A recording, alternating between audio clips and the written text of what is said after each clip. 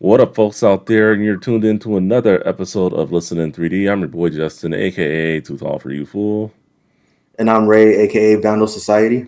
And together we are both Team 3D, the hosts of Listen in 3D, where we discuss, dissect, and debate the music and the albums in the world of hip hop and other genres. Like what you're seeing, like this video, comment, any feedback is greatly appreciated. Share it around on all your social media platforms, and most importantly, subscribe. If when you help us out, one step further, when you do subscribe, click that notification bell. That way, you know when all our videos and shorts go live. And today we are doing another special episode. I did this with Gabriel a while back. So Ray, I guess you can say, is in the hot seat. So this is a special episode of Music Discussions number two. I can't think of any other name for it unless Ray or Gabriel have some No, no, names that they want to throw out there. But bottom yeah, line, I what's would up? prefer it as a hot seat. Yeah, hot Yeah, seat. Yeah. So pretty much we're gonna get to know Ray a little better. He's been on matter the of fact, show. already. No, Yeah, he's been on this show a minute now. So just just gonna ask him some questions, and we'll see if he has any questions for me. And just so we've done this before. Um, just a reminder, if you do want to email us, listenin3d at gmail.com, and we are available on all social media, all streaming services. If you want to podcast the show, Spotify, Apple Music, whatever your preference is. All right. So Ray, so let's get in. So explain your story, man. How did you get into hip hop music? I mean, you make music. You're into it. It's, I believe, if I'm not mistaken, it's your number one hobby, if not your second, one of your top five hobbies. So yeah. just explain yourself. Paint the picture for our audience here. All right. So, I've always been into music practically my whole life, as far as I can remember.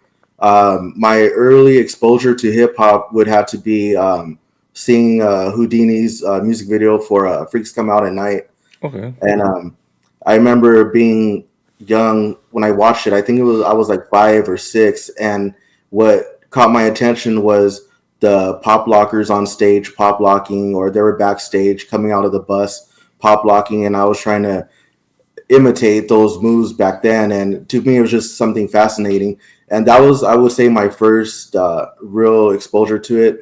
And then shortly after, I started, finding out who Crisscross was at the time, and they came out with their single "Jump," and I think that's what brought me a little bit more in. And then my mom, she was always listening to music, and she had bought a cassette, the lighter shade of brown, the one with the on a Sunday afternoon, because that was hot at the time. So I was listening to that cassette whenever she would play it in the car. But yeah, a lot of it has to do with my uncle and my mom, my dad, just my parents, my relatives. A lot of them will listen to like a lot of oldies and a lot of funk and a lot of pop music at the time, which was like the late '80s or early '90s. And since then, I just kind of expanded on my own. Once I heard Dr. Dre come out with Dre Day from the Chronic, when I heard it on the radio, that pretty much just brought me in, and I started just going off on my own and just seeking out any artist that Death Row was putting out at the time. So I started with Dre Day, and then Doggy Style, and then slowly I started getting into a little bit more East Coast when I heard Biggie, because around '95, I was in fifth grade, and I was just listening to whatever was hot on the radio on Power 106.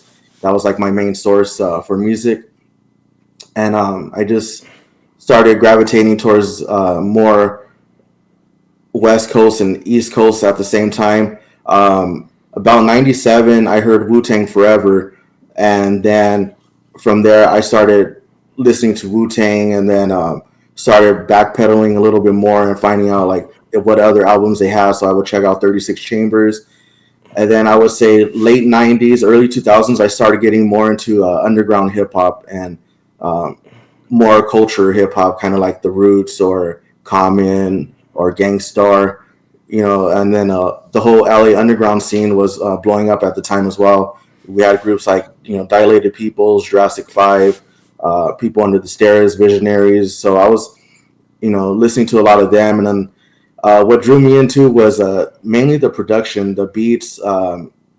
My friends that I grew up with in Downey, they put me onto like a lot of music. They put me onto Madlib, um, the whole Stones Throw Records roster. They put me onto like a lot of beat makers, a lot of DJs, and so from there I just started expanding and blowing up my arsenal of music pretty much. And that was like by then it was already like 2000, and I was 16 at the time. So Hmm. I was drawn in pretty early with that, with the whole underground thing. Um, as I started getting more into underground, I felt like the West Coast interest was kind of more behind me. Okay, Um, yeah, that makes like sense. yeah. So I think that's where I'm at now. I've just been that way since then, pretty much. Like I've always got love for the West Coast gangster rap sound. Hmm. It's always it's embedded in me. But for me, I think it's more of it's there when I want to listen to it. I'm more like on the search for beat makers putting out some dope beats, or just some rare records or some obscure sounds. Like um, I think that's where I'm at. I'm just more on a production level, just trying to find something new, I guess, or even then, even if it's a song that came out in the 90s and I haven't heard it yet because I just wasn't in tune at the time, I'll look for that too. Like I listened to like a lot of mixes where I'm like, damn, what song is that? So I would just dive into it more on that mix and find out who it was that put that out, or who the producer was that made that beat. So I think that's where I'm at pretty much. Just more of a cultural or underground um, part of the whole hip hop movement. All right, all right. That sounds pretty. Definitely. Nice story and how you got into it.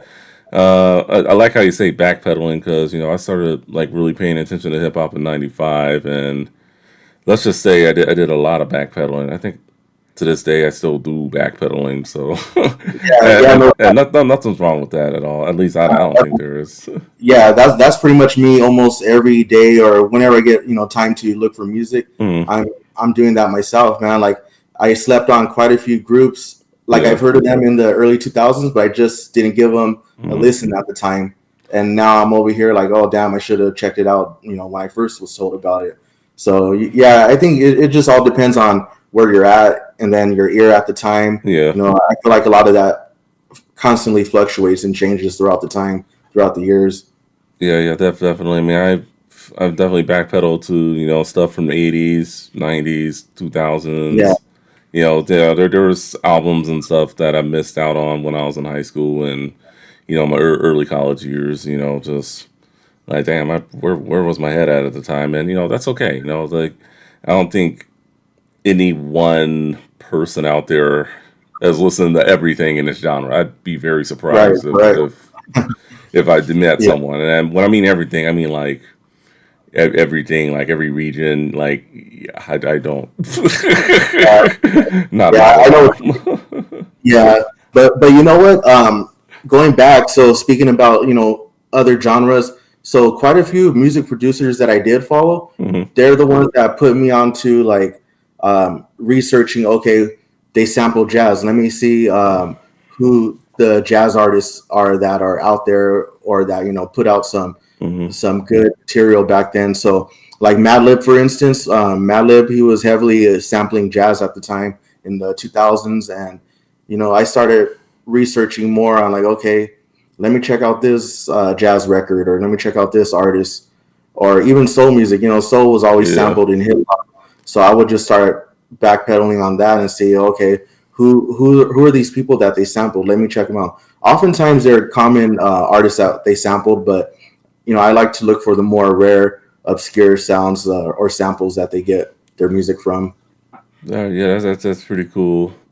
So you could say so. That's how you got into it, and just looking for samples, looking for just great sounds, and Yeah, that's obviously what drew me into hip hop, especially living on the West Coast. I mean, it had a great sound. I mean, other regions had great sounds also, but I do think there are, there are some.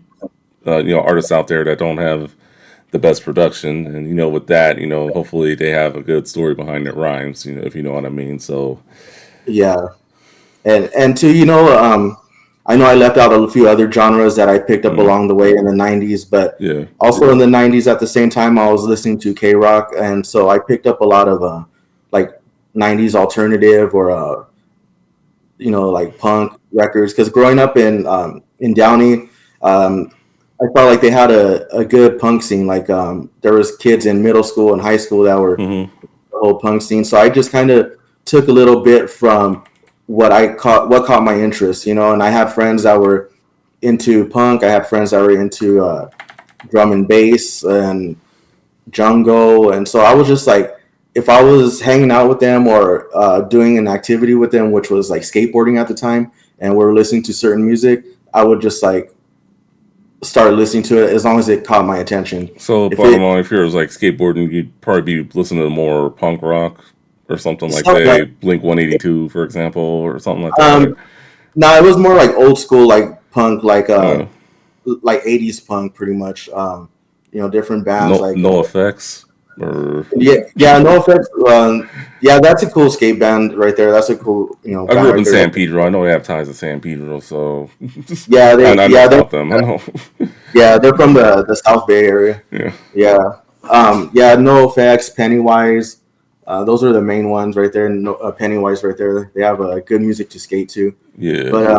But yeah, man, there was friends that were into Wu Tang too that were skaters, and they were into just like dope instrumental beats, and I think that's what drew me in. And then I had a couple of homies in high school that were DJs or making beats back then, and so when we'd hang out on the weekends, it was just like pretty much my friends spinning on their turntables, and we're just in the room sketching or just listening to the records. And the thing was, when they were spinning their music, it was just instrumental hip hop or underground hip hop. And that was like when I was 16, 17 years old. So I think I just been stuck since then. I just been into that whole culture of the hip hop spectrum, just more on that side of the whole thing.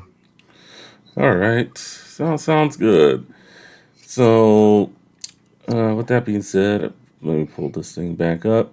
Uh, Explained, your love for music. So, your Instagram/YouTube. It's a little bit of you love to create.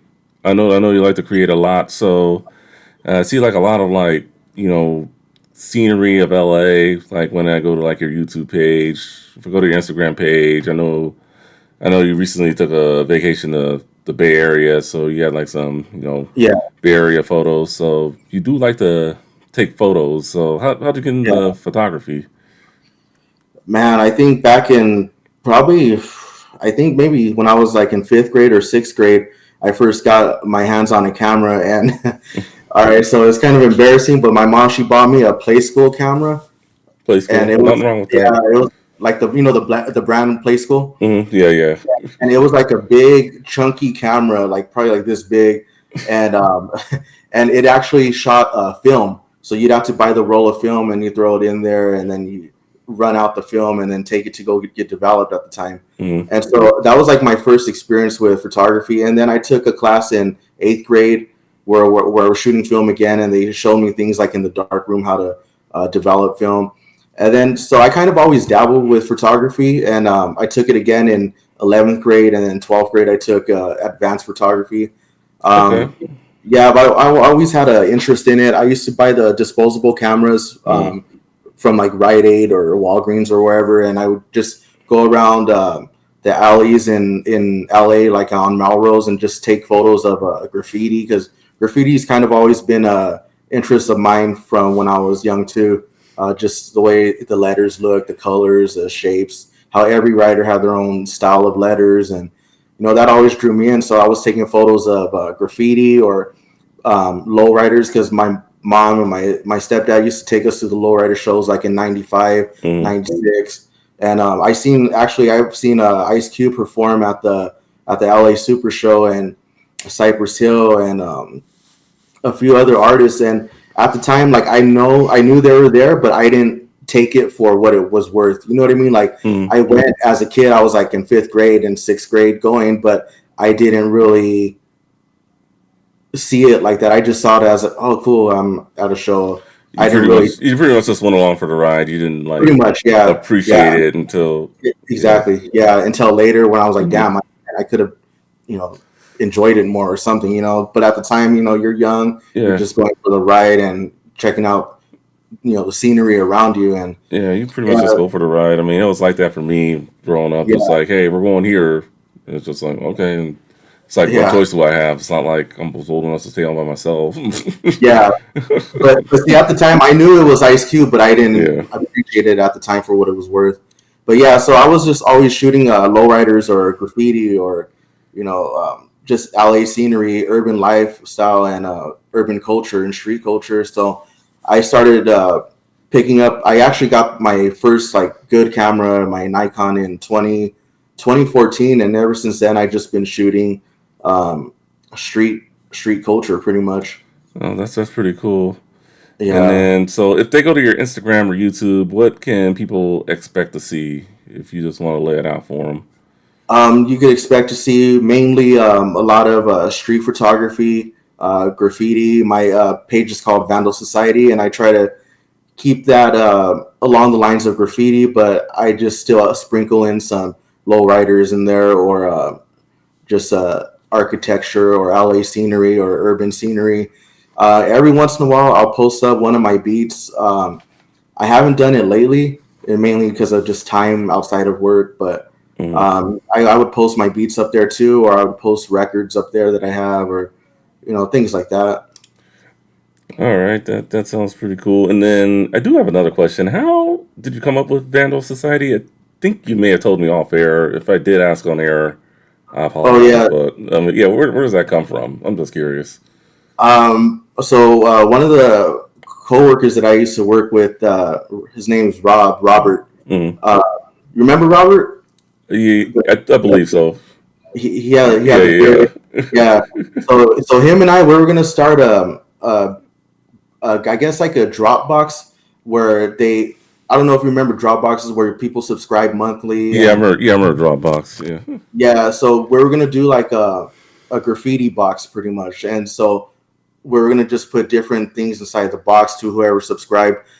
So that was the idea, but the we came up. He came up with the name first, Vandal Society, and I Mm. was like, yeah, that's cool. Let's do it like that. But we never even took off with it. We never even put a box out. It was just more of a thought. So the idea, the name came first, but we never executed the whole box or the whole plan for that. So that pretty much dropped off, and it kind of just lingered for a while. So I one day I asked Rob, I go, hey, is it cool if I take the name and just like do whatever I want with it? And he was like, yeah, that's cool. So I eventually wanted to do like a clothing line that kind of aimed Mm. towards the graffiti culture. Okay.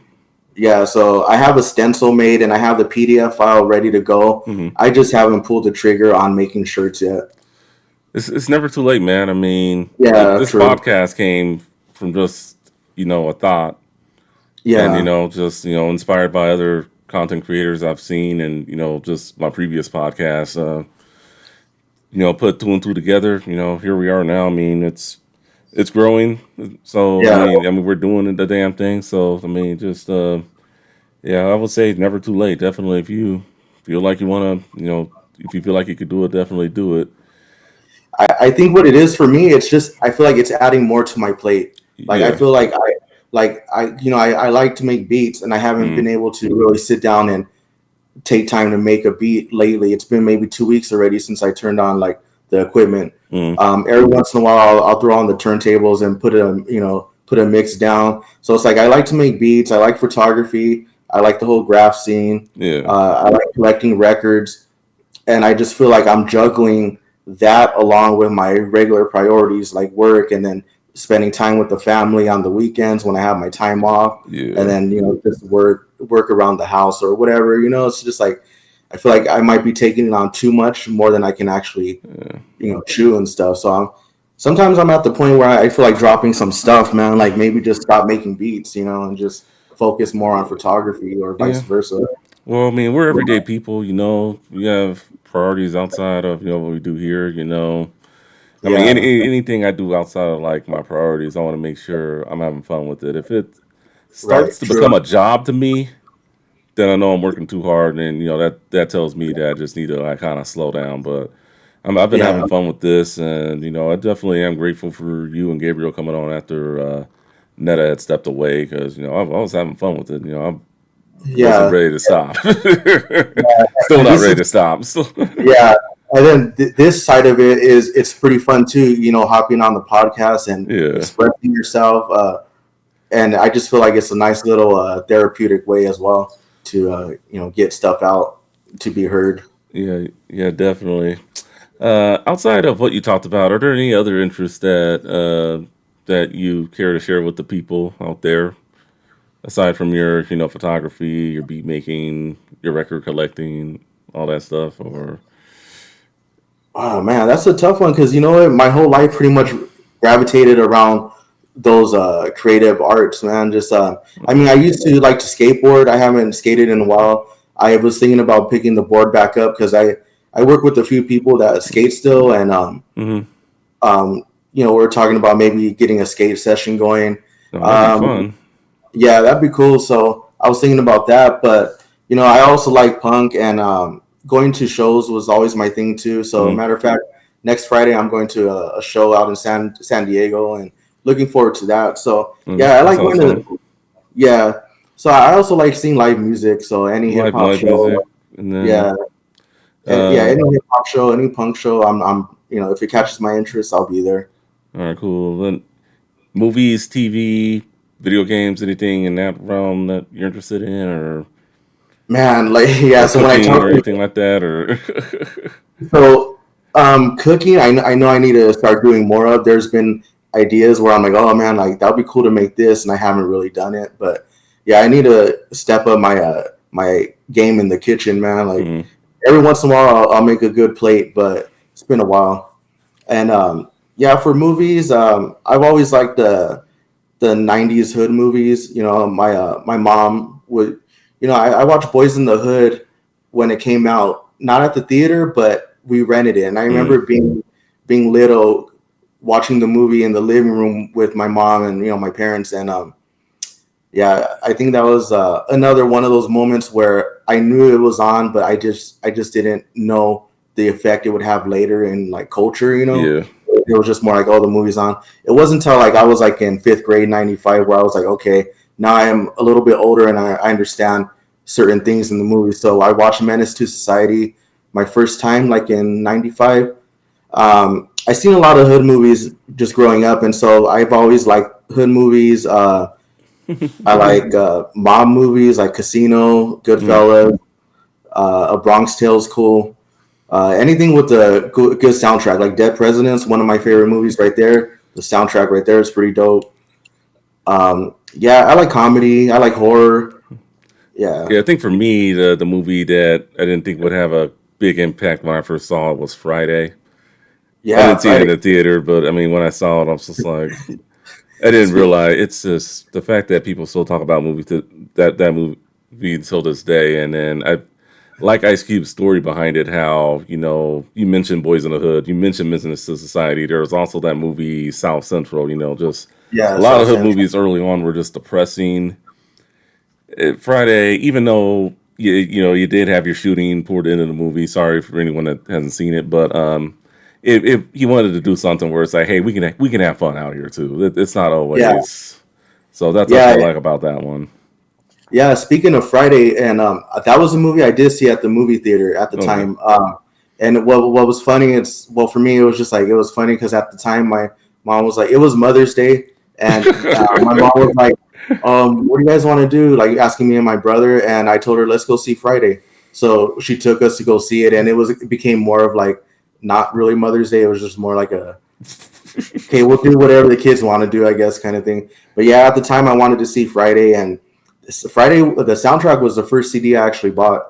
Oh, Unfortunately, I lost it. Yeah, I don't know where it's oh, at, right but on. Okay. yeah, that was the first soundtrack I bought. The first CD I bought, yeah, it was like '95. Nice, nice. Yeah. Mine was same year, Coolio's Gangsta's Paradise, but that was on Okay. Yeah. tape, unfortunately, and I lost the tape. You know me and cassette tapes, but Yeah. My brother had the cassette as well. I remember because that came on the Dangerous Minds, right? Yeah, Dangerous Minds, and then Paradise, yeah, Dangerous Minds, and but I got the album. I didn't get the Dangerous the Minds soundtrack. soundtrack. Oh, Yeah, okay. but Damn. yeah, no, but I do have the CD and the vinyl as you've seen. Okay, So yeah, yeah. Oh yeah. Speaking of movies, I like how they put like old movies, back into the theater. oh yeah, yeah. I saw the Ninja Turtles recently. So Oh yeah, that's right. That's what I was wondering. So was it at select theaters or?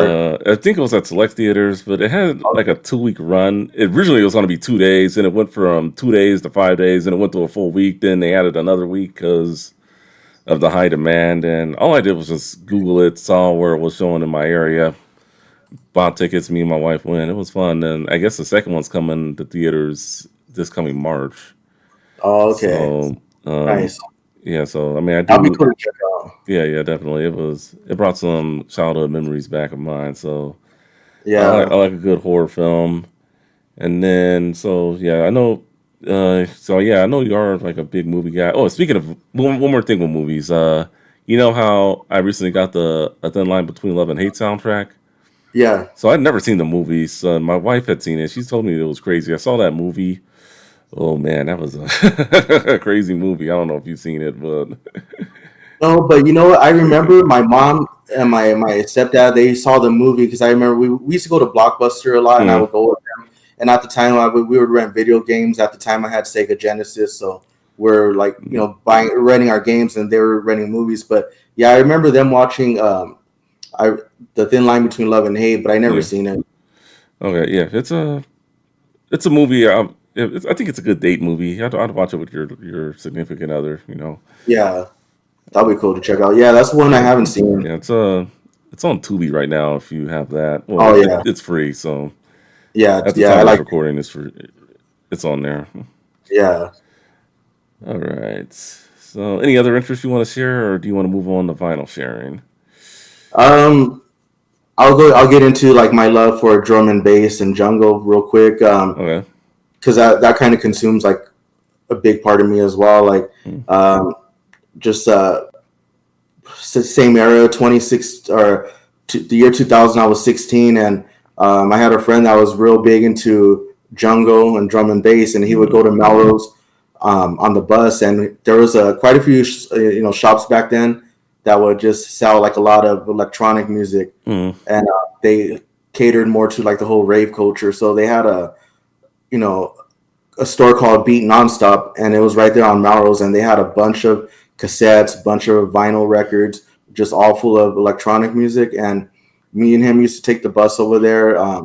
Well, we would take the blue line to downtown, and then catch the bus line from downtown to Melrose. So we are busting missions like at a young age, and it was just fun because like it was just off on our own and just kind of just exploring the city. And then yeah, he showed me a lot of drum and bass and jungle, and ever since then I just been into it. And I only been to one rave, and that was back in 2002, and it was Monster Massive at the LA Coliseum, and it was a pretty good rave, man. It was fun, but I kind of caught the tail end of the whole rave culture mm. before it kind of became this mainstream marketing thing, like EDC. EDC now is like this big Yeah. corporate thing, and yeah, I caught on to the whole rave when it was like all ages. It was ending at 7 a.m. They had drum and bass in there. Now they don't even play drum and bass at the raves, but yeah, I Never. was I can lucky. say I've never been to a rave. I don't think I ever will go to one, but Yeah, yeah, are yeah. you do you plan on going to any in the future, or are you Nah, okay? man. Nah, yeah, because the raves now, like when I ask people like, oh, what do you listen to? They say EDM. I'm like, okay, well, what type of music in EDM? They think EDM is like this actual type of music. EDM is a umbrella Mm, of electronic music, electronic dance music. So I'm trying to ask them, well, what do you listen to? Trance, house, drum and bass, and they're like, oh, I listen to this. I feel like the culture now is just washed up, yeah. trying to do it for social media kind of approach. Like same thing with Coachella. Like Coachella used to be like this Mm, they used to have good lineups, years ago. Now it's more of a culture vulture type thing Yeah, where just it's just a big marketing cash thing. grab. People Yeah, going, not don't even know who's performing. They're just going to go, not appreciating the music. yeah, they're just going for the social media experience to post up and say I was there. Like Yeah. yeah, yeah. So going to a rave anytime soon will never happen. That was it. 2002 and close the book after that. Yeah, I know a few people like in my early college years who, yeah, Monster Massive, like 2003, 2004, it was big in the LA area, going to Yeah, Coliseum or the Sports Arena or wherever they had it at, one of those two yeah, places. But it was never my thing, you know. But I mean, I heard nothing but good things about it. But I know it's definitely changed since then. So yeah. It was a certain time at during that time, the late '90s. They had a lot of party crews at the time. They had a mm, bunch of ditch parties, and a lot of them were listening to hard house. There was a whole movement, back in the late '90s with rebels and groovers, and yeah, they were listening to that hard house. And I remember growing up in one of the houses in Downey, and there was a guy. He was from a crew called Rebel Tribe, and mm, he was a big time rebel, and he was listening to like a lot of the Smiths or a lot of hard house, and he was just always into it. So I hung out with his younger brother, so I was always around some of that culture, and they would always have flyers in their rooms. And back then I started collecting the flyers because they were pretty much all over the place at the malls, at the high schools. There were just people passing them out, the promoters passing out flyers. So by like 99 2000 I started having my room decorated full of flyers because at the time that was kind of like the trend, I guess, for for the teen culture. yeah, Well, like if you're around it, I guess, yeah, like, yeah, yeah. yeah. So I still have a box full of flyers actually. Oh, right I have, on. yeah, it's crazy because some of them are like from '96. They have the Mm, Baker Boys on there. One of oh, them oh, has, nice.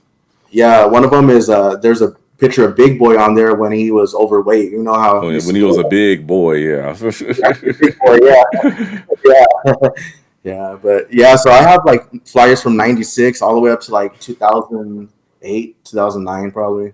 Okay. All right, Yeah. right on, right on. All right. Well, that's Ray did a very good job of explaining himself. Definitely check out his YouTube page, Instagram. Hit him up if you want to learn a little more from him or about him.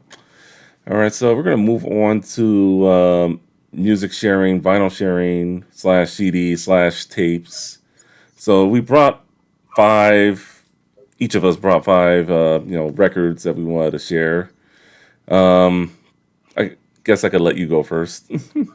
Okay, you want me to run through all five at the same time or one on one each? You All can just five. run through all five. All right. So these records that I'm gonna show, it's more of the underground or more of the hip hop like Mm, cultural type of records. Right here, I got People Under the Stairs, and this album right here, it's one of my favorites. I started listening to them, I would say in 2001. I finally got, I was put onto them 2001. This album came out in 2002 though. mm, They have quite a few dope hits. They come from Mid City, LA. But this guy right here, that's one. He's actually out in San Pedro now. He's been there since the 2000s, I think, like okay. doing his thing. Yeah, and unfortunately, Double K he passed away. I think back in 2021, around there. Yeah, so he's no longer here, but they have some dope hits, man. They're more of a. I feel like this group right here. They didn't really get put on the whole LA underground scene. Like I feel like a lot of LA underground groups kind of shunned them off in a sense. Kind of didn't give them their Mm, respect on on their presence in LA. A lot of other groups like Dilated Peoples, Visionaries, mm, Jurassic 5, they kind of always kicked it with each other. I felt like People Under the Stairs, they were more yeah. like the underdogs, and which I don't understand why, because they're a dope ass group. They have a lot of good beats. Both of them, pretty much, they always did their own marketing. They made their own beats. When I seen them back at the Glass House in Pomona, like Double K would get on the turntables, throw the record on the instrumental, and then he'd step off the tables, and they both get on the mic and spit. So the record's playing in the background. You know what I mean? They didn't have a Yeah, separate DJ. They were both the DJ and producers. You that's know, they're cool. That's cool. yeah, People understand. Gotta check them out. I definitely will check yeah. them Check out. them out, man. Like, yeah, they have definitely a lot of dope hits. Hmm. Uh, so that's that one, and then my other one right here is Peanut Butter Wolf, which is Peanut butter another. wolf. Okay. Yeah, he's the one that started Stones Throw Records, All and right.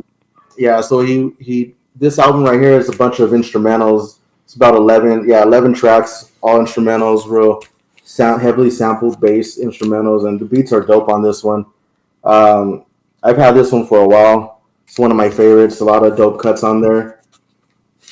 Got that one, and then this one right here, I got one of my favorites of all time, Illmatic from Nas. yeah.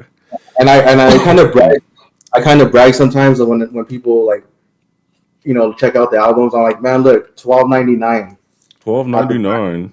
yeah 12.99, man. Now you'll probably get it for like I don't know what's it going for, like 30-40 bucks Yeah, maybe maybe 20 bucks on a more. good day, depending upon where you go. I mean, Amazon they sell Yeah, vinyl records. You could probably get it cheap there, but nice price. nice. That is a Yeah, nice price. yeah, yeah. This one I bought. This was probably like one of the earlier records that I bought when I started collecting. I started collecting records, and I didn't really even talk about that, man.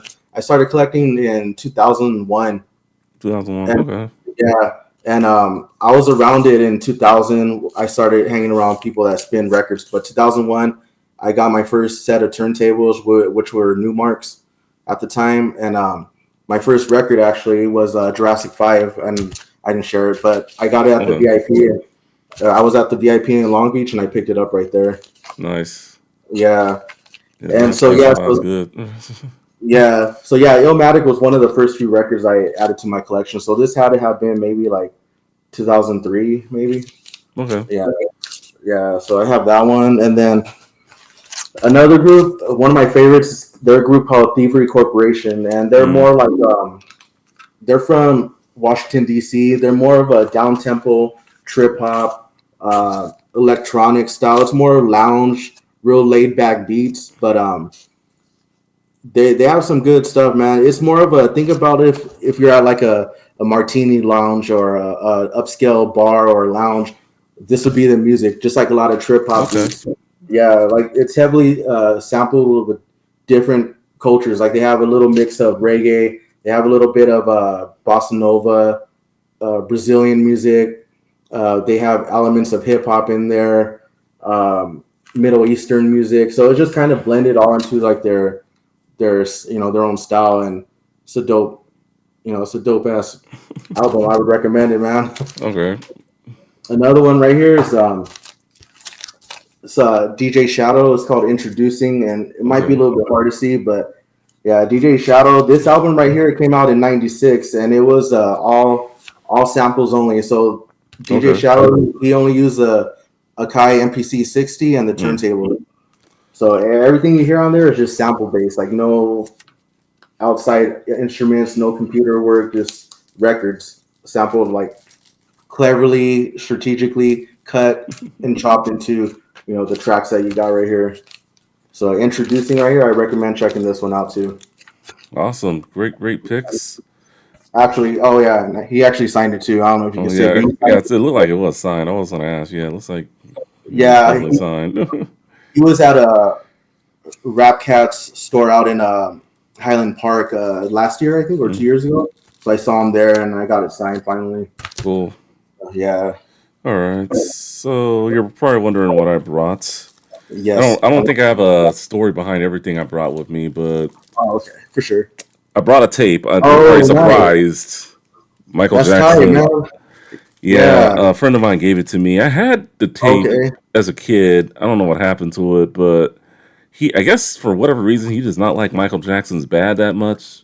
I think it's better Really? than That's a cool album. Yeah, Yeah. I think it's better than Thriller, low key. I mean, that's something we could debate if you disagree, but it's my favorite Michael Jackson album. That's a So tough one though. Yeah. yeah, I mean, Yeah. it's I mean, I love Bad a lot, but yeah, I have it on Yeah. tape.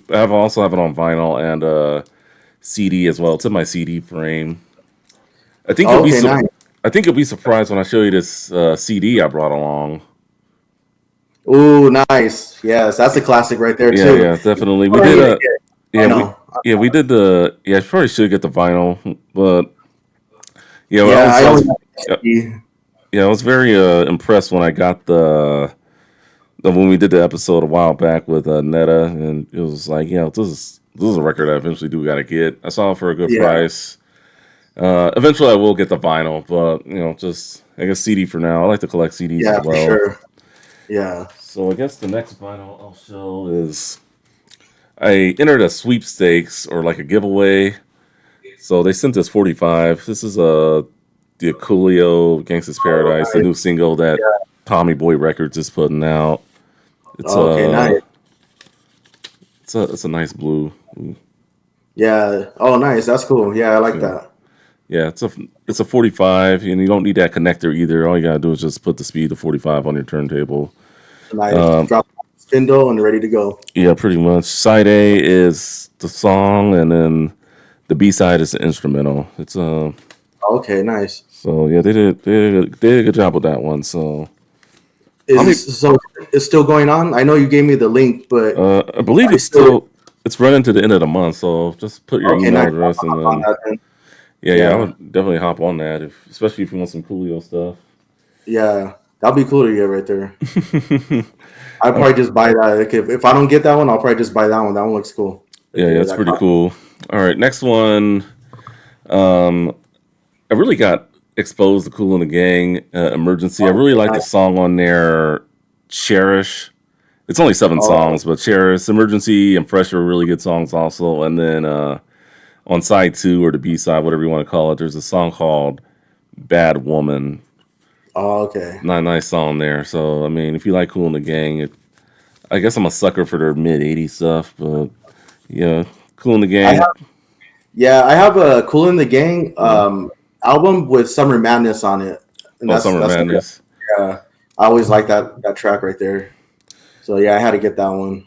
And then last but not least, I know we talked about them a little earlier, but I had to go with these guys, Oh Houdini. yeah, yeah. Yeah, Funky So, Beat, One Love, I'm a Whole, Growing Up. Those are some really good songs.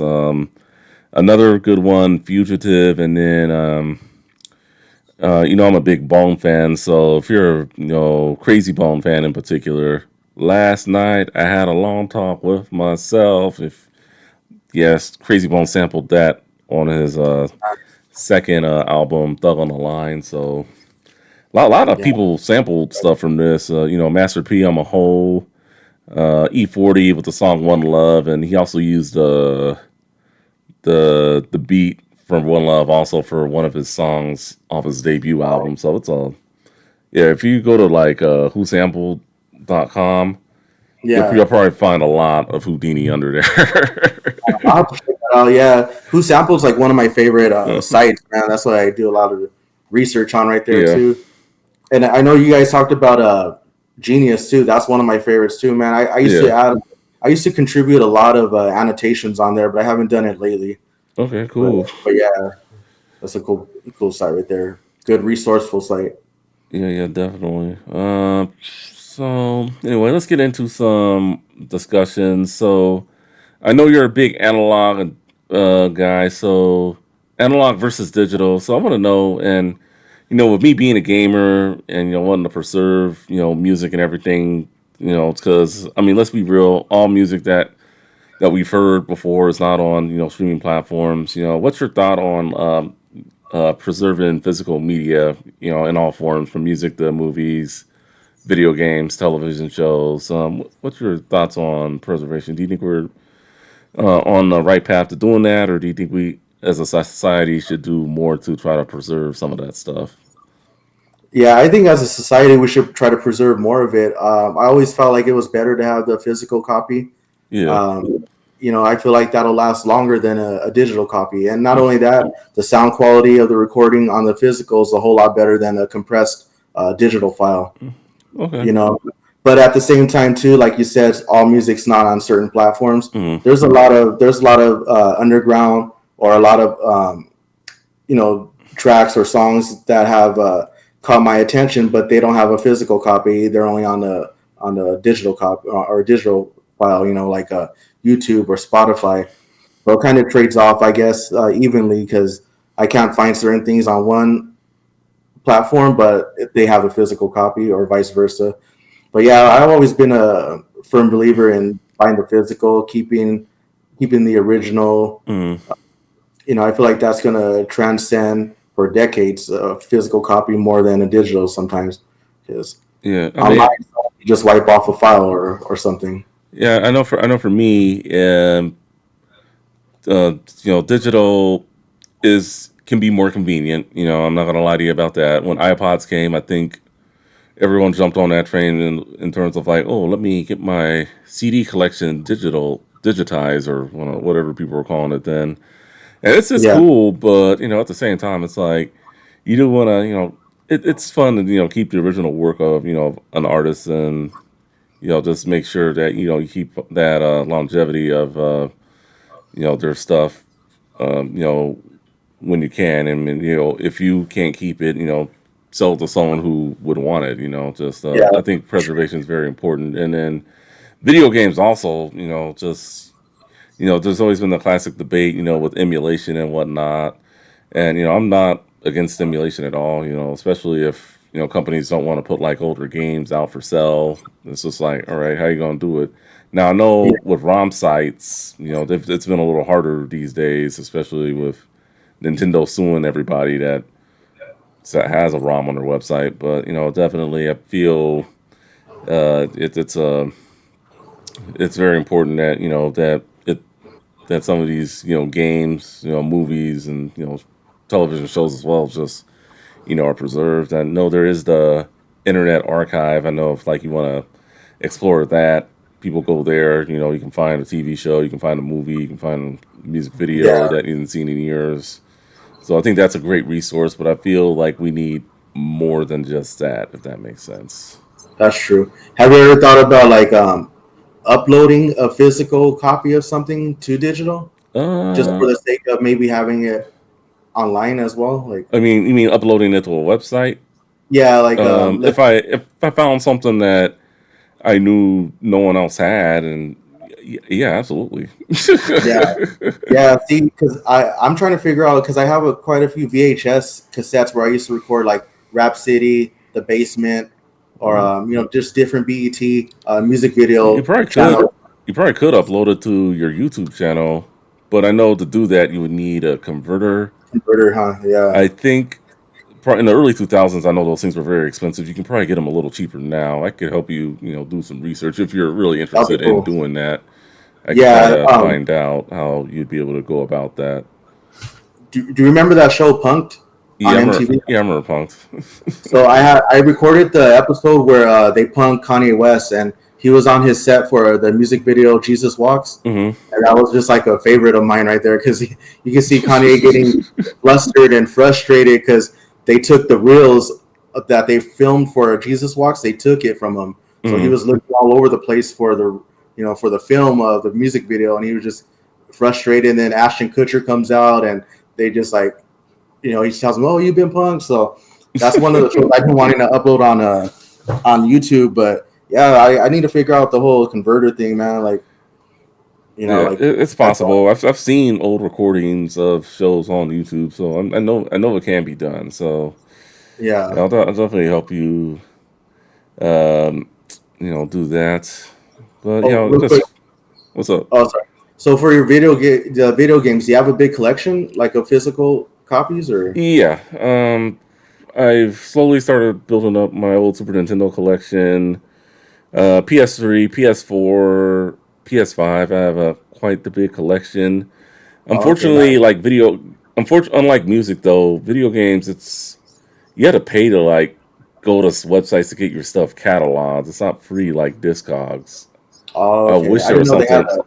Yeah, like they have like different apps that you could use, and I use them. They're for the most part they're okay. I'm not gonna knock on them or anything, but yeah, it would be nice like if they had something a little more free, a little more user friendly. So, Yeah. but Oh, okay.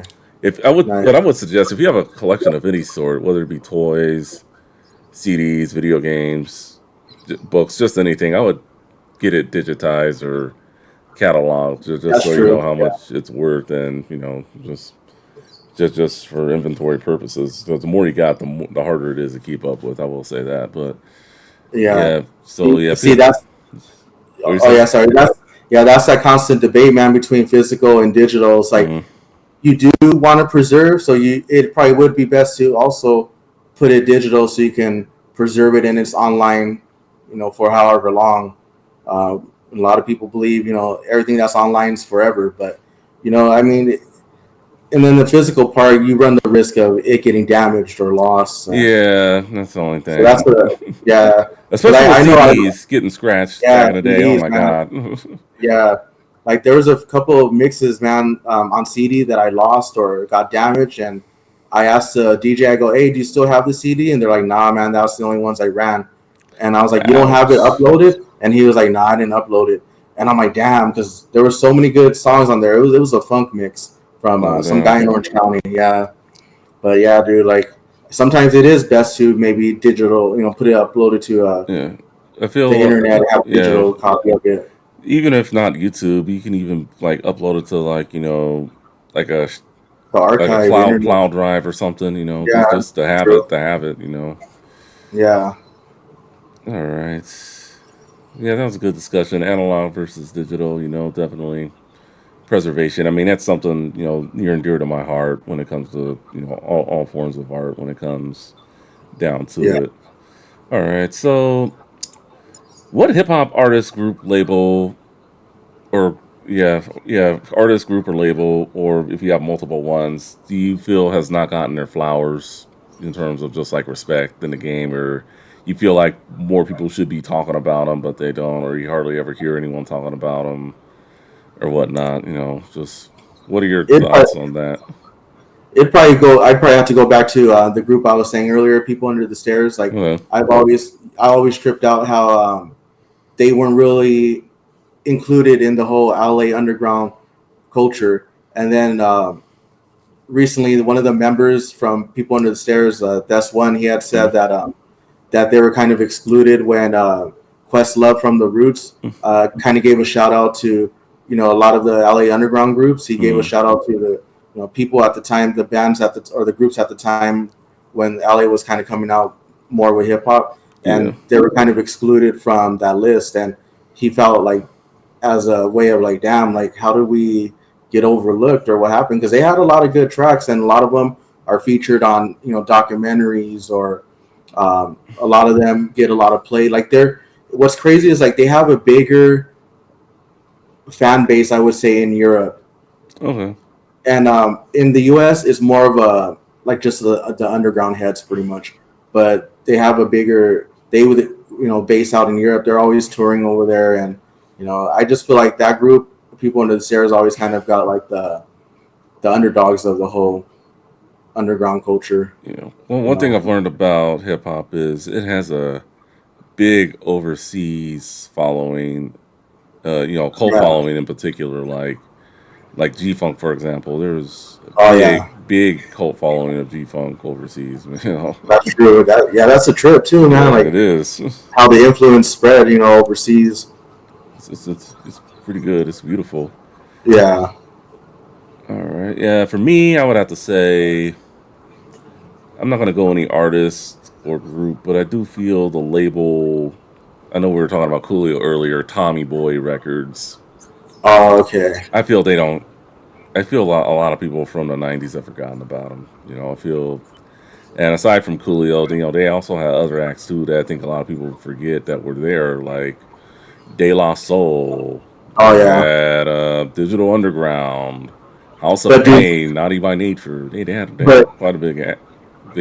but do you remember the issue De La Soul had with Tommy Boy? Yeah, I remember. Like Tommy Boy not releasing any of their music. Like Yeah, dude, we talked about yeah. it when we did the De La Soul episode. So Oh okay. Yeah. yeah, Yeah. That was pretty messed up. Like yeah, that's why it wasn't on streaming platforms for like the yeah. longest time. So Yeah. and all the samples that they did on that first record. Oh my god, it was. Oh yeah.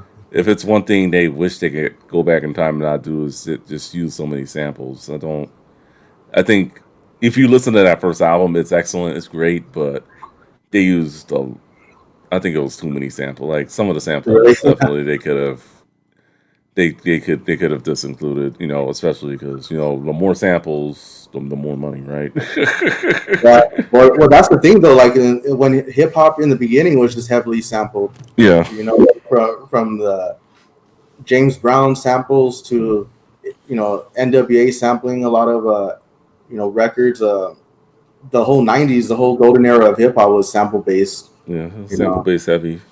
yeah, Yeah, but I mean, I think it was more like, is it too they many? overdid it. Yeah, maybe Yeah, maybe they overdid it with that one, added but too much flavor with it, kind of killed the I mean, taste. it's good. I mean, it's a good album. Don't get me wrong, but Yeah, definitely a classic. yeah. All right. And speaking of albums, this one's just for you. Well, I guess I can answer it too. What's an Okay. album that I've already covered on this show that you would like to revisit? Something, preferably Ooh, something that I've done with either Gabe or Netta. there was a few, but I'll say Illmatic or 36 Chambers. Okay. Yeah, that'd be cool to go back and revisit. All right. Yeah, All right. those stood out to me. All right. For me, I think, um, and there's about 5 albums I've done on this show that have really really impressed me. Um, the Fugees, the score, I really loved that one. See, DJ Jazzy Jeff and the Fresh Prince. He's the rapper. I'm the DJ. I bought that vinyl. EPMD, Strictly Business. I That's a bought, classic. yeah, that's a good one. And then Ice T's OG Original Gangster. That really blew me away as well. Those were albums I had not heard all the way through when doing it. Oh yeah, and then I guess the Mob Deep, which the CD I have right here. But Yeah, that'd be a good one to revisit right there. The yeah, Infamous. yeah, Yeah, Infamous. I know. Yeah, you and Gabe really would like to do that because I'm thinking about doing revisiting albums that we've already done. So I mean, yeah, yeah. Because for us, when I was going through the list on the channel, I was like, man, all the good ones are taken already. Like they already ran through in the first like 50 episodes. eh. All the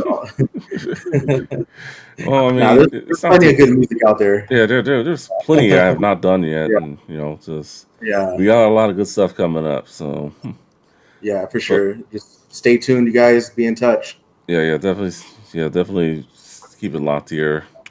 All right, so now time for the questions. I know Ray's probably wondering what the hell is he going to ask. So pretty much, I'm going to run through a string of questions, and he's going to go with either one or the other, and just kind of state why, or just For sure. just obviously keep it brief. All Okay. right, so and then some is going to be music, and then some I'm probably just going to go off the board. Probably like this first question: PC or Okay. Mac? Mac. Mac, okay. I feel like the creativity on a Mac is heavily supported Hmm. a lot more. I'm not going to argue with that one, but I live and die by the PC. But don't All get right. me wrong. I grew up in a PC household. My grandpa worked for IBM growing up, so Okay. I Oh, was all always right. around PC. Yeah, Yeah. I had a ThinkPad. My early days of college, I had a ThinkPad. Oh, okay. Nice. Yeah. So, Yeah. all right. Let's go. Let's get into Snoop Dogg. Doggy Okay. Style or the Dog Father? Man, I I think you know this one. Yeah. Some I'm of these gonna, I I'm know, but I I'm figured. gonna have to go with the Dogfather, man. Like I love Doggy Style, but Dogfather, I feel like that was more of when um, I was old enough to really understand more and grasp more of the artist. What's crazy is when Doggy Style came out, I bought the single and I still have it too. It's a Gin and Juice single cassette, Hmm. and yeah, I've always liked all the tracks on Doggy Style. That one's definitely a classic, but I feel like for me, Dogfather is where it's at. Okay. Yeah. Yeah, For me, if yeah, Doggy Style. I think. I mean, he's had great albums since Doggy Style, but I think he's one of those rappers who will just never top his first album. Him, DMX, a few others, but Nas, I like Nas. Illmatic. Nas, like no one's gonna top. I don't think he'll ever top that album. Yeah, yeah. Yeah, But I mean, that's just my opinion here. But like I said before, when we did the Dogfather episode, just I don't consider it a sophomore slump. Just it has a cult following. It's a good album. Don't count it out. yeah, for sure. All right. Limp Biscuit or Sublime? Sublime, Sublime. easily Sublime. Yeah. All right. Um, Yes. not being biased because they're from Long Beach and SoCal, Hmm. but I feel like their influence in reggae music and punk and ska all mixed together just gives it a better vibe. All right. Like they have, in my opinion, they're a little bit more raw. They're more of that rock star status, and the way Bradley went out, definitely a rock star Yeah. before his own success. Yeah. Definitely going with Sublime on that one there. All right. Going to go to NWA. Straight Outta Compton or Ninjas for Life? Straight out of Compton, Straight Outta Compton. for sure. For me, straight out of Compton, man. I gotta go. I gotta go to their second album. I think the production was Really? just much better. Yeah, But yeah. The production for sure, mm, yeah. But yeah, for me, it was straight out of Compton. Like okay. that's one of my favorites. All right, we'll stay on NWA for a minute. Remix or OG? Express Yourself. I like the OG. You like the Express OG? Yourself. I Yeah, like the bass line that they put in the remix. I gotta go the remix remix. there. Uh, Yeah, yeah. The bass line is pretty nice with that one. yeah, but yeah, that's just my opinion. All right, let's go to West Side Connection. Bow Down or Terrorist Threats? Bow down for sure. Yeah, Bow Down. Not even a Yeah, debate there. yeah. No, Terror Stretch is good, but Bow Down. Yeah, That's for me. That's my personal favorite. My classic right there. yeah. That's that was my sixth grade, man. I have the Bow Down single on cassette still. All Yeah, right. Yeah, definitely. All yeah. right. So we're the same age. You're a little older. Not going to reveal by how much, but so yeah, we grew up in like the same era of like when TV shows were popular. So I gotta go with this question here: Teenage Mutant Ninja Turtles or the Mighty Morphin Power Rangers? Man, that's a tough one. Jeez, why are you doing this to me, man? That's too hard. Like, I grew up with Ninja Turtles, man. Like that was my favorite. I had all the characters. I had the Ninja Turtle van. I had The Party Wagon, the yeah, Shredder. Yeah, yeah, the Party Pep van. That's Bowl. a good one. Yeah, yeah. I grew up with all that. But by fifth grade, when Power Rangers was hitting fourth grade, fifth grade, I started watching that more. I feel like the Ninja Turtles were more for like my early '90s Mm, years, and as I got a little bit older, fifth grade, Power Rangers, maybe fourth grade. I think it was fourth grade, and then plus a lot of kids in your school were more playing the whole Power Ranger thing. I'm the Red Ranger. I'm the Pink Ranger, yeah, whatever. I'm the yeah. White I used Ranger. to play Power Rangers with my friends growing up like that. Yeah. So yeah, I would say, man, I'm gonna go with Turtles. Oh, Even though all Power right. Rangers was more, as I got a little older, I feel like Turtles had more dynamic to it. I was playing the video games at the arcade, which was one of my favorites to Mm. play. I was playing it Yeah, I on have the Cowabunga collection, and I also got the Shredder's Revenge. nice. For you Yeah. gamers See, out there. So, yeah, I feel like the Ninja Turtles had a lot more to offer. yeah, yeah, same. I gotta go TMNT there. All Yeah. right. So, if you thought that was tough, I think this next one's gonna might be even tougher for you. I Oh think it's man. easy for me. Michael Jackson or Prince? Damn, that is a tough one. Man. Oh man. I'm gonna go with Michael Jackson, mainly in the sense of his discography, Hmm. his longevity in the career, his production with Quincy Jones. But damn, Prince put on, he put Morris Day and the Time on, man. He put Apollonia 6. He put a bunch of other artists on there. Sheila E. He brought out a lot Sheila of, E. Yeah. yeah, he brought out a lot of good artists, in his arsenal. But yeah, yeah, that's Yeah, a tough one. for me, I'm going Michael Jackson, but I can see how it could be tough for some people. Yeah, All right. yeah, yeah. Especially me coming from like liking the whole funk scene, like you know, Morris Day and the Time has some pretty good cuts on there. Prince has some good cuts. Erotic City, you know, Crazy. Mhm. You know, he has a bunch of jams on there. All right. So let's go to Nas. I think this is an easy one. Illmatic or It Was Written. Illmatic for Illmatic. sure. Yeah, Yeah, Illmatic. I don't think. Yeah, that's easy one. yeah, Right, you're a SoCal dude. What do you prefer, Disneyland or Knott's Berry Farm? man, that's a tough one too, because I can go like the pros and cons of each one, but damn, I'll go with Knott's Berry Farm. Okay. Why? Because I Uh, like to root for the underdog. Nah. yeah, me, I'm more of a thrill ride person myself. Roller coasters. Yeah, I gotta go Knott's Berry Farm if I were to choose one or the other. But you know what, Disneyland I do love too because of the different lands that and the different the whole childhood memories. I guess I like Tomorrowland because of the whole space thing, and Frontierland because of the whole Indiana Jones and Jungle Book. Yeah, Cruise. the lands are definitely do Yeah, bring a nice twist to the park. yeah.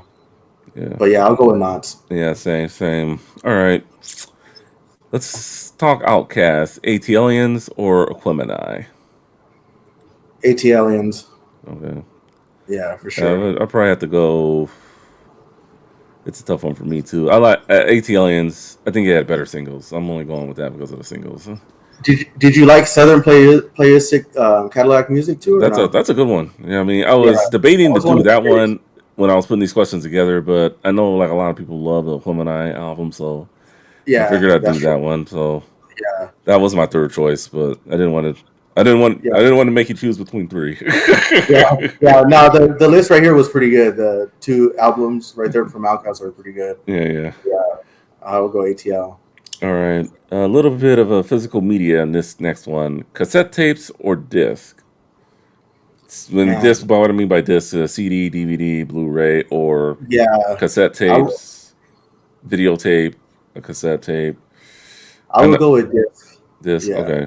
Yeah, I think, yeah, yeah, I mean, like I said, I don't, when I went to CDs, I never looked back. That's all I'm going to yeah. say. True. And I feel like they put more content out on disc compared to cassettes, compared to reels. Like it was more availability with the content. You Okay. know, All right. Little bit of a preference here. Coke or Pepsi? man, depends what I'm eating. No, I'm just kidding. I'm Depends gonna where go you're with eating Coke. at. A Coke? Yeah, Okay. yeah. It depends where I'm. Well, it depends what I'm eating too. Like, if some foods I want a Pepsi with it, or some plates I'll prefer a Coke, which is kind of weird. But yeah, I I, like. Yeah, I would I, like both. I like Coke a little better. Not as Yeah. sweet. So, Oh, yeah. That's true. I mean, that's just me. But I mean, I noticed Pepsi has been making a comeback and getting more contracts for some of these food places out there. So watch out. Yeah. All right. Remix or OG? The Loonies. I got five on it. Are you going with the remix or the Man. OG? Remember, the remix had Yeah. like almost the Bay Drew Area. down. Yeah, Drew down. E40 was on there. Rapping Forte. Shock G from Digital. Chuck G. Yeah. Pretty much everyone from the Bay that was popular except for Too Short, and that's because Yeah. he and The Drew Down beat, were right? beefing. But Yeah. Man, that's a tough one. I was listening to both of those tracks a few weeks ago, actually. Um, I've always liked the original because of the verses, the content for each of the verses on the original. mhm, But the remix I love because it has all the heads from the Bay Area. yeah. So I'm gonna go with the remix. I All like right. E40's verse on there. Yeah, Why you treat me so bad? so to make that happen. Yeah, It's a yeah, tough one for me yeah, too. Yeah, I gotta go remix. Yeah, the remix yeah, is it stands out. yeah. Remix. All right, remix or OG? Another one. The Notorious B.I.G.'s "One More Chance." Man, that's another tough one. I'm gonna go with the remix. The You OG know, just has just a good ring to it. I don't know what it is. yeah, Yeah, it's a little darker, but I mean, yeah, I gotta go OG, but that's just me. yeah. I feel you on that. Yeah, because the OG one I always like too. I always listen to that one as well. But the remix, I felt like it's more laid back. Um, you know, I just love the whole vibe to it, the music video, everything. All right, let's talk a little DJ Quick. Quick is the name or Safe and Sound? Safe and sound, hands down. Safe and Sound. Okay, yeah, I gotta Yeah, go. Yeah, I gotta go Safe and Sound also. Safe and sound. Yeah. All right, Tupac, Me Against the World or All Eyes on Me. All eyes. All eyes for sure. I All like Eyes. the aggression on All Eyes on Me. You could tell, you could hear it in his voice. Like he feels like, damn, he's fresh out of jail, man. Like he's ready to go, ready to work, ready to start something new. I felt like it was a new chapter in his life, pretty much. Like the Me Against the World was dope, but that was like during his era when he was like going through his time, in prison for eight Yeah, months. And I mean, yeah, I feel if I'm comparing the albums, I gotta go Me Against the World. But the only thing that I feel bad for him, like you said, he was in jail when. yeah, he couldn't really Yeah, enjoy the success of it, yeah. you know. But that's just my Yeah, preference. but I do like a lot of tracks on Me Against the World. That's my second favorite from Pac. Mm, But yeah, All Eyes on Me to me, that was just like maybe I guess for me too because I was in sixth grade when it came out and I was understanding music a whole lot more and on the West Coast gangster rap scene and yeah. Death Row was like my all time favorite label in the '90s and I was just like running with it like yeah this is it right here, All Eyes on Me. All right. Cool. All right. Battle of some R&B legends, I guess you could say. Mariah Carey or Whitney Houston. Ooh, I'll say Mariah Carey. I like a lot of the features. Yeah, I feel like she does a lot more features with hip hop heads. yeah. I think Mariah Carey embraced it a little more, so I got to go with her too, because from ODB to the Bad Boy Click, Bone Thugs. She Yeah, even West Side Connection. She had that song Irresistible. So I think she embraced hip hop a little more. Whitney she Houston, does. I It could be yeah, it could be an age thing too, man. yeah, At the time, Mariah Carey in the '90s, that was right around her age and her. yeah, yeah. Whitney Whitney Houston, I was know, more was a little late. older, so It but could she have was been she had a that. great voice though. May her rest in peace. Yeah, yeah, Yeah. definitely. She had a great voice. Real quick though, Mariah Carey or Mary J? Okay, for you, No, I'm wondering, what do you think, yeah, Mariah yeah. Carey or I'm thinking for me, hands down, and Mary J, man. probably Mariah Carey. Really? Yeah, Dang, I feel like Mary J for me has a it's lot. that's a tough one though. Yeah, All I just right, wanted to throw that in there. okay, for sure, for sure. All right, another pop culture question. I think I want to make you cringe with this one too. Nickelodeon or Disney? I would say Nickelodeon. I grew up in the '90s, and Nickelodeon was like at the top for kids network. Yeah, the So first Kids I was watching Network. it. Yeah, yeah. For Yeah, me, Nickelodeon also it was my introduction to hip hop, sort of. But yeah, yeah.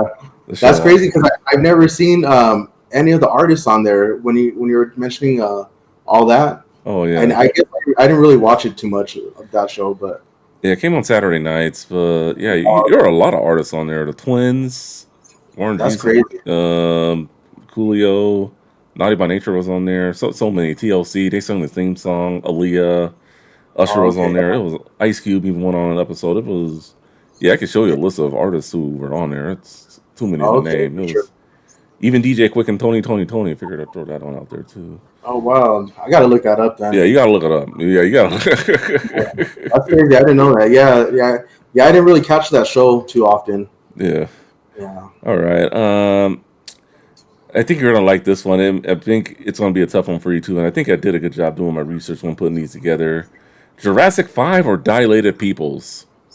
Oh man, dilated for sure. I gotta go Jurassic 5. Yeah, I'm going with dilated more, I guess, because I've seen them a lot more in their shows, and um, I think I can just connect more with their music. Up until a certain point, though, their discography, where I just stopped listening. I think it was Okay. like their fourth album, their fourth one. I was just, wasn't too fond of. Okay, that's fair. I think Jurassic 5, in my opinion, they've always put out good music. It just sucks that they broke up, and I know they've done shows here and there, but it Yeah, would be nice to get a new album from them. I don't know if they ever will put one out. I don't think they will, but no, it's probably just not. all right. Let's see. Uh, Lincoln Park or the Red Hot Chili Peppers? Man, that's a tough one too. For me, it's dang. I find myself listening more to Red Hot Chili Peppers. I'd say. I like them both. They're very good bands, but I gotta go Lincoln Park. Yeah, yeah, yeah. See, it's Can't a go tough wrong one. there. Okay. Yeah, Yeah, we'll agree to yeah, for disagree with sure. that one. Yeah, man, that's a tough one. Uh, All I right. guess Red Hot. Yeah, Okay. Nintendo or Sega? Sega. I started off with Nintendo when I grew up. Yeah, I started with the regular Nintendo, and then shortly after we got Sega, and we just had Sega since then, pretty much in the '90s, and then we got PS1. All So yeah, right. I'm gonna stay with Sega. Yeah, for me, it was the Nintendo. Then yeah, we went to the Super Nintendo, and yeah, it's better than the Sega Genesis. I will debate anyone on that. All right. What do you Uh, feel like made it better? Like the game? games. Yeah, Yeah, I think it had better games, and then just just overall experience. You didn't have to get like the attachments. Like even though like the Sega CD was cool and the full motion video games, yeah. and I felt like you see a game like Donkey Kong Country, you didn't need at the time it didn't need like any like extra attachments. It was just like you pop the game into the cartridge, boop, That's there it true. goes. I mean, but I Yeah. mean, I like Sonic. I mean, I was right. I mean, either had one or the other. I don't think I ever met a kid in the '90s that had both. Oh yeah. Yeah, it was always the neighbor down the street or your cousin that had Yeah. one. And they were, My cousin had a Genesis, and then these kids who I rode to school with, they also had a Genesis. oh, okay, yeah, yeah. My cousin had a Super Nintendo, and that's the time I'd play when I'd go and visit. All right, cool. See next one. Bone Thugs or Wu Tang Clan? I gotta go Wu Tang, man. I'm sorry, but yeah, Uh, Wu Tang for me, man. yeah, you know me. I'm a big Bone guy, but I don't know, man. Just the raw grittiness from from New York that they come with, man, and the production for me. RZA, he came out with a lot of good side projects. Killer Army, Grave Diggers. mm, I yeah, feel like Gravediggers is good. yeah, All yeah. right. Moving right along here. Another remix or OG? Snoop Dogg's Murder Was the Case. OG. Yeah, Yeah, yeah, I gotta go OG also. OG, yeah. but just by edge. I mean, I do like the remix. I like that beat. I think it goes more with like the whole horrorcore Halloween theme. It does. Yeah, the remix does. The beat goes better with it, but something about the original, man. But if you just want to listen to like a straight up G Funk song, Yeah. yeah, just yeah, gotta go with that one. Gee. Speaking of soundtracks, Above the Rim or Murder Was the Case. Tough one right there too. Uh, I'll go with Murder Was the Case. I gotta go Above the Rim. Man, yeah, that's true. I used to have the Murder, or I used to have the Above the Rim soundtrack cassette Mm, in the early '90s, but that was part of a collection of cassettes that got my grandpa tore out the film for okay. quite a few cassettes of mine. Yeah, because I yeah, that's a story right Ouch. there, man. Oh, sorry to Yeah. hear that. So you want me to tell you real quick what happened, or you, Um, if you can, yeah, you can tell us real quick. all right? So third grade, I was writing the lyrics to Dre Day Mm-hmm. on a paper because I just always like writing out the lyrics and reading them before internet had them online. But so I wrote the lyrics to Dre Day on a paper. I had it folded up on a piece of paper, had it in my underwear drawer. I'm taking a shower. At the time, I was living with my grandparents for Mm. like years in the Bay, and came out of the shower. And my grandma's in the room folding my clothes, and then she comes out holding the paper. She's like, "What's this?" And it's the lyrics to Dre Day, and I wrote everything, the bad words and everything. Ouch. And of course, I stood there guilty, and I was just like, "It's the song." And then so she got upset. and she told me, "Where's all my cassettes at? I'm gonna show your grandpa when he gets home from work." Mm, So I remember being called downstairs in my grandpa's office, and he mm, was just like, "I don't want you listening to these songs because of the profanity. You're too young to be listening to it." And pretty much, I was right there as he pulled out the Chronic film from the cassette, and then he yanked oh, out the oh, uh, oh, yeah, he yanked out the above the rim, oh, and then he took a oh, few of the other cassettes. Yeah, oh. That yeah, hurts. Yeah, yeah, it did Gabriel had a similar story. I'll let him tell you, but for sure. yeah, Yeah, but yeah, yeah. I don't well, yeah, I don't think I was that young of age, but yeah, I don't think my mom would ever do that. Dude, I mean, I know my cousin had Death Row's Greatest Hits.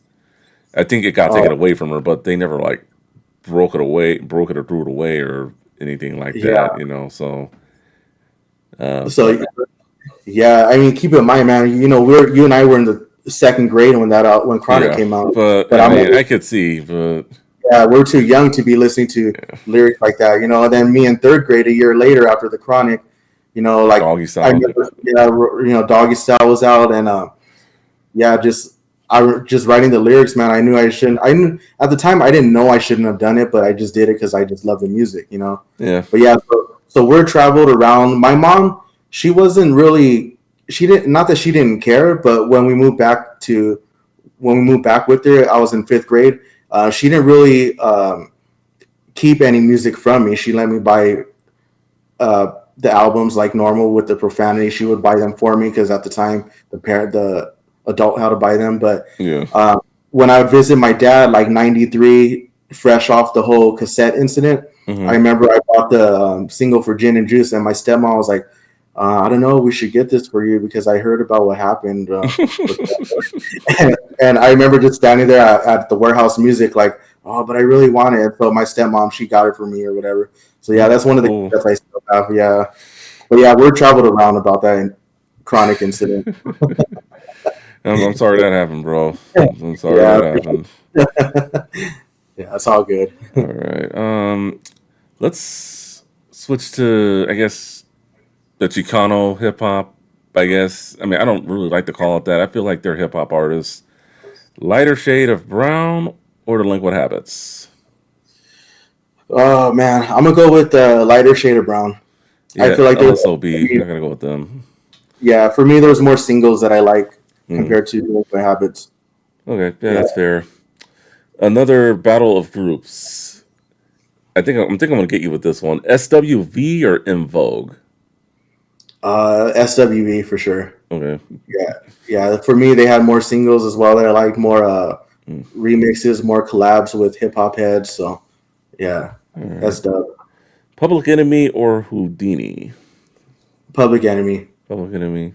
Yeah, Yeah, I've always like I gotta go Public yeah, Enemy too. I like Houdini a lot, but yeah, Public Enemy I think was a little harder in my yeah, opinion. definitely work harder, man. And I feel like as they should be because Hmm. at the time, I mean, just even today, man, the whole political thing, like we need a voice like that, and it Yeah, just like that today we kind of lack in that sense of having a kind of voice musically. yeah. I definitely can see that. All right. Let's see. We're almost done here. Let's see. Uh, you're gonna choose between two storytellers now: Slick Rick or Ice T. I'm gonna go with Slick Rick. He is Yeah, the best storyteller in the game. I will say that, but I mean, I like Ice T's music a little better. So I yeah, gotta. yeah, yeah. I think I just mainly like Mm. the Slick Rick's delivery. Yeah. He's a great.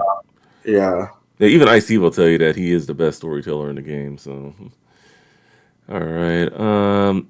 We're gonna talk some Ice Cube for a minute. America's Most Wanted or Death Certificate? man. I'll go with that's a tough one, man. Uh, I'll go with Death Certificate. Yeah, same. America's Most Yeah, Wanted was good, but I think Death Certificate he took it to that next level, at yeah, least in my opinion. for sure. Mo- Yeah, Mortal Kombat or Street Fighter? man, that's another tough one. I'm gonna go with. Oh man, I gotta go with. Jeez. I'll go with Mortal Kombat on this one. I think Street Fighter was better, but Mortal Kombat did have especially that first game with the blood on the Genesis. I mean, one cool thing about the Genesis was you did get some of the more mature stuff. Well, you know what? On Genesis, on Mortal Kombat, the first one, you had to put in a code to allow the blood to Oh, come that's on there. right. That's right. And I still remember the code on the controller. It's crazy. Okay. Yeah, I still remember the sequence to hit the to get the code to get the blood going on there. That's, Yeah, but I this is know the Mortal code. Kombat 2, I think was yeah, that played better on the Super Nintendo, at least in my I opinion. remember it did. Yeah, I Yeah. remember playing part two on Super Nintendo at my Yeah. cousin's. Yeah, Yeah, it was it was better on that than the Genesis. yeah. Like I said, the Genesis had its moments, but I just think the SNES was better. All right. Jay Z, I think this is an easy one for you. Reasonable Doubt or the Black Album? Whew, not too easy, but yeah, it's a good debate. Okay. I mean, the I'll Black go Album blew with me away when we did that one too. That was another album that I really enjoyed doing. I forgot the yeah, the name. Black Album. I love that one too because that was supposedly his last album before he retired, and I felt like everyone came with it on the production. It was You a know, great victory. Pharrell. Would have been a great victory lap if it was his last album. I will say that. Yeah, yeah. Oh, man, I love the production on Black Album, but Reasonable Doubt's been my classic and my favorite for a long time, and I'll stick with Reasonable Doubt. Okay, yeah, I gotta go Black Album if I'm being honest. Yeah, that's fair. Yeah. Yeah, yeah. All right, battle between two East Coast MCs, 50 Cent or DMX? Oh man, I'll go with DMX on this one. Yeah, Um, I think DMX was a little better in my opinion. yeah, yeah, I'll go with DMX. All right. We're talking Dr. Dre now. The Chronic or 2001? Oh man, you're coming with some good questions, man. Like debatable questions. I'm gonna go. Oh man, I'm gonna Oh, go with 2001. I gotta go original Chronic here, but Yeah, yeah, that's definitely debatable. I was talking with Gabe. We gotta come up with some way to do an album battle. yeah, that'd be Yeah, cool to do. yeah, yeah. So yeah, we gotta just brainstorm, see what we could do with that. All right, Apple Music or Spotify? So even though I've been a Apple head for a long time, I'm going with Spotify. Yeah, Yeah, Spotify. Well, I'm an Android user, so it runs better on Android phones. But I think, yeah, I didn't. My wife uses it. I don't really like them. I prefer Spotify. The only thing I will say is Apple Music does have more songs apparently, but I oh, think, okay. but I Okay. think Spotify. I think it's more user friendly, if that makes sense. Yeah, yeah, I agree. User and community friendly as well. True. Yeah. All Because right. now I hear that Spotify is going to have a DMs that you can DM people on Spotify now. Yeah, they're coming up with all sorts of features, so I'm excited Yeah. to see where it goes. Yeah. All right. All right, we're talking the game, the documentary, or the Doctor's Advocate. I got to go with the documentary, man. I feel like the production on there is Mm. pretty solid. It's debatable, but I guess by a slight edge, I guess I'm with you. The documentary. I mean, you could hear his hunger, man. Like he was coming up and coming up fast during that time. Like Yeah. his lyrics were just like his approach was pretty strong. You know. All right. Let's go to another battle of two groups, two great groups: Boys to Men or Blackstreet. I'll go with Blackstreet. Yeah. It's a tough one for me too, but I guess Blackstreet. Not by much, but just by a slight edge. But Blackstreet. Yeah. Yeah, Teddy Riley. Yeah, he really made it happen with that group. Yeah. For sure. All right, you're a big burger guy. You like to eat. So, In and Out Burger or Five Guys? In and out for sure. Yeah, In and Out. Five Guys is good. I like how you can choose your toppings, but it's like you got to eat it right then and there, or it could be soggy by the time you get it home, depending upon how Yeah. far away you True. live from Yeah. the True. place. And then I feel like it's a little more expensive, whereas In and Out's a bit cheaper. So Yes. and also availability. Like you see more in and outs compared to Five Guys. Yeah. You know, like so the nearest in and out is closer to me than a Five Guys is. So Yeah. I yeah. mean, they're about the same distance from my house, but Oh, okay. I prefer. The only thing I will prefer from Five Guys is the fries, but if you do the fries right in and out, it's you won't be True. disappointed. Just get animal style, True. or just ask for them to be well done and crispy if you like them like that. Just don't Yeah. get them True. plain. That's all. That's all I want to say. Yeah. Let's see. Only a few more questions left here. Let's go to the Bay Area. Too short or Okay. E40? E40. E40. Yeah, I gotta go E40 too. It's Yeah. yeah, too short. Definitely pioneered the Bay, but E40's just run with it, and Yeah. Yeah. I've always appreciated E40 slang. He always mm, pioneered some pop culture slang that a lot of people start saying. So yeah, he was yeah, always clever with it. yeah. All right, remix or OG? Ice Cube's "Check Yourself." Oh man, I'll go with OG. Oh, you really like the OG? That Yeah. the one that sounds like the salt and pepper soup. Yeah. Yeah, Yeah. I like the remix. The Yeah. message remix. I thought that was better. That's just yeah. Me and Gabe Yeah. talked about it when we did bootlegs and B sides, but Yeah. That one is cool, but like I don't know, like it reminds me too much of the message, and okay, that's yeah, all one of my favorite that's fair. songs. Yeah. That's fair. We have a battle of two different groups from two different coasts and their albums. The Dog Pound's Dog Food or Mob Deep's Infamous. Man, tough one. I'm gonna go with the dog pound, man. Dog food. Yeah, I gotta go Oh, Dog Pound also. yeah, because mainly because like I was saying earlier in the '90s, Death Hmm. Row was like my top of the line like label. I was all writing with the all artists from there, and Dog Food, stuck out the most. And then and later on, like a couple of years later, I picked up Mob Deep. All right. Yeah, Final question, and I think we may have a debate on this. It could be our first album battle. Who knows? But we nice, got to nice. brainstorm it. We're talking Cypress Hill, Okay, all Black right. Sunday, or Cypress Hill 3, The Temples of Boom. Hands down for me, man. Temples of Boom. Black Sunday Yeah, for me. That's really. Yeah. See, we gotta throw this out there, man. Yeah, the production for me, the production, I feel like it's a lot darker, and I love the beats on there more. The flow. Got a couple of heads from Wu Tang on there, backing him up on there during the whole Cypress Hill Ice Cube beef. Like mhm. there was a few shots thrown on there I, from Cypress Hill camp. yeah. For me, I just love the fact with Black Sunday how and in their first album also, they just did it all themselves. Just they just went in, no guest features, and just some solid That's tracks. true. I Yeah, mean, yeah, and they had some I feel darker you on that. tracks. Yeah, so um, I just thought it was. I wouldn't say more feel no. Yeah, it was. I wouldn't say it's like a feel good album in terms of just like just makes me feel good or anything. But I think it's. I think it was definitely darker than its first album. But I mean, I think Cypress Hill came out the gate pretty hard. But yeah, it's debatable. We got to definitely do the album debate, Yeah. man.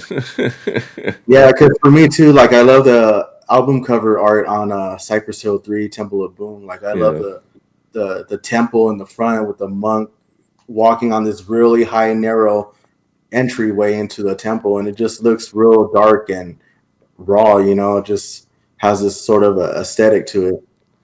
Um, Mm. Definitely. Well, that's it for this or that. You did a good job. It went. I think maybe I cool. put together too many questions. Nah, So, that was good, man. I liked it. all right. Yeah, So yeah, that went a little longer than I thought. So I know I had a little section for here. If you're ready, your top five MCs. But if not, we can yeah. probably do that another time. If you want to do that right Um, now. I'll throw them out there, but they're in no particular order, man. Mainly because Mhm. I feel like each one comes with its own flavor. Or do you Okay. want me to put it in order? I can No, throw it no, in no. order. It doesn't got to be in No, any particular order. Not at all. yeah, yeah, man. For me, it's Nas, J. Rue the Damager. Mm. J. Rue is always like coming fresh off the top, and he's always saying a lot of conscious stuff. So I like his material. Of Mm-hmm. course, Tupac, very influential. Tupac, kind of got me through a lot of Yeah. times in my teen years, and And Tupac I is would say, good. Tupac. yeah, for sure. I would say early Jay Z up until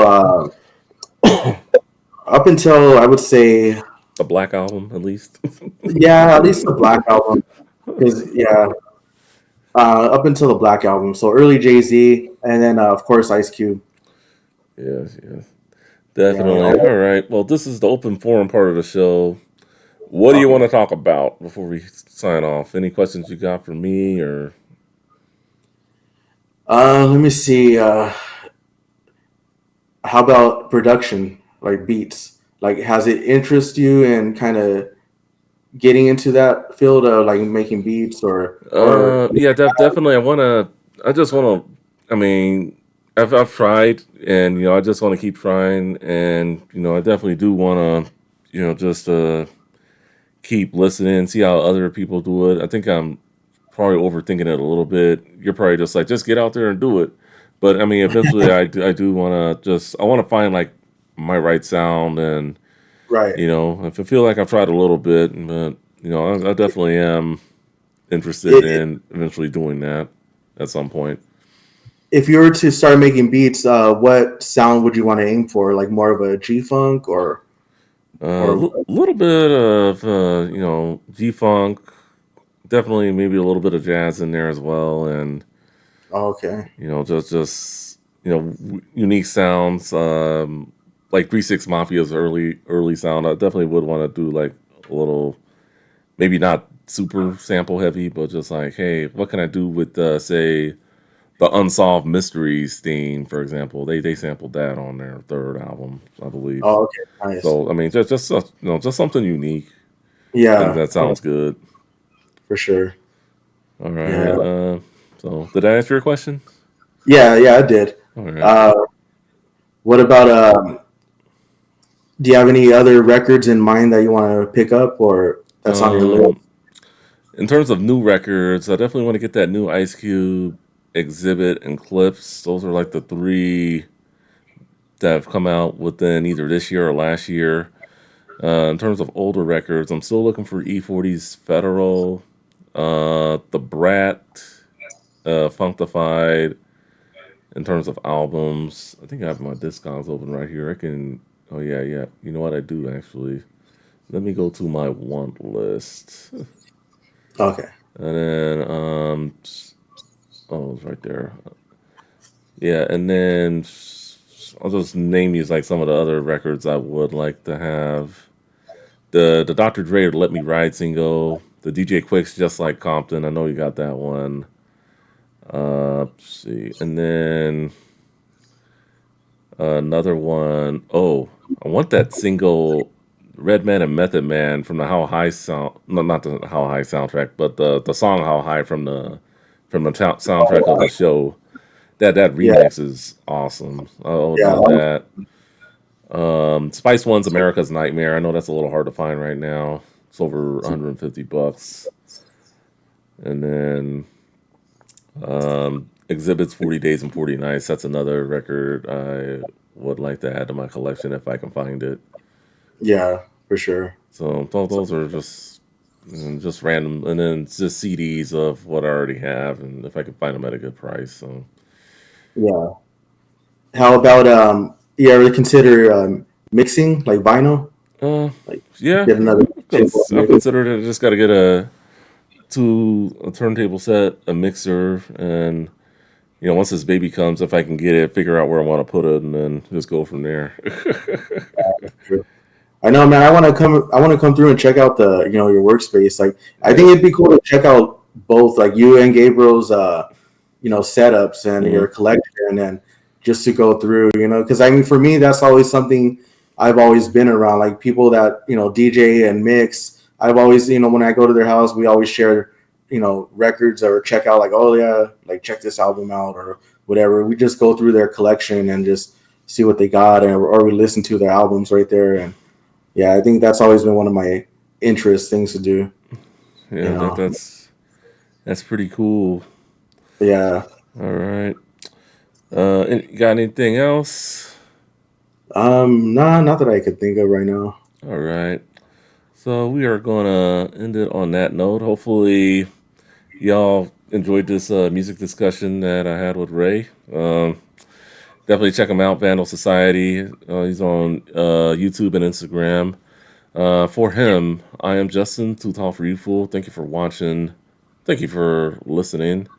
We will see you all in the next one, and the next episode is going to be a special one for y'all. Hopefully, y'all enjoy it. So stay tuned. Peace Yep. out. Later. Peace.